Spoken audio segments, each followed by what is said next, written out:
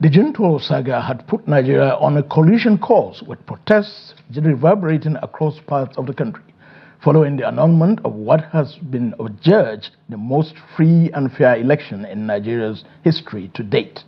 In this report, Abdullahi Ahmed chronicles the key issues that shaped June 12. Before the June 12 saga in Nigeria, the country was facing a tumultuous political landscape.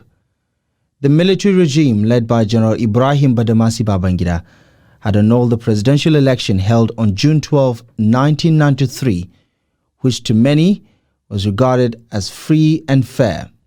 This action sparked widespread protest and unrest across the country, as many Nigerians demanded the restoration of democracy and the recognition of the election results, which had favored Chief Moshood Abiola, popularly known as MKO. The aftermath of the June 12 saga saw a period of political uncertainty and repression. General Sani Abacha seized power in a military coup and ruled with an iron fist, suppressing dissent and opposition. Chief MKO Abiola, the presumed winner of the annulled election, was arrested and detained by the military government. His incarceration symbolized the struggle for democracy and the fight against authoritarian rule in Nigeria. During this dark period, Nigeria faced international isolation and condemnation due to its human rights abuses and a lack of democratic governance.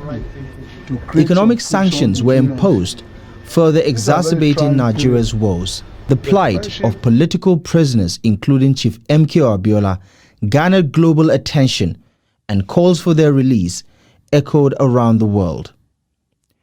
Despite the repression, the spirit of democracy remained alive in Nigeria. Civil society organizations, human rights activists, and ordinary citizens continued to advocate for the restoration of democracy and the rule of law. The resilience of the Nigerian people in the face of adversity became a source of inspiration both domestically and internationally. The turning point came with the sudden death of General Sani Abacha in 1998, which paved the way for a transition to civilian rule. General Abdusalam Abubakar assumed power and initiated a process of political reform, including the release of Chief MKO Abiola and the organization of new elections in the country. In 1999, Nigeria held its first democratic elections in nearly 16 years, ushering in a new era of civilian rule. The June 12 experience remains a defining moment in Nigeria's history, symbolizing the struggle for democracy and the resilience of the Nigerian people in the face of tyranny.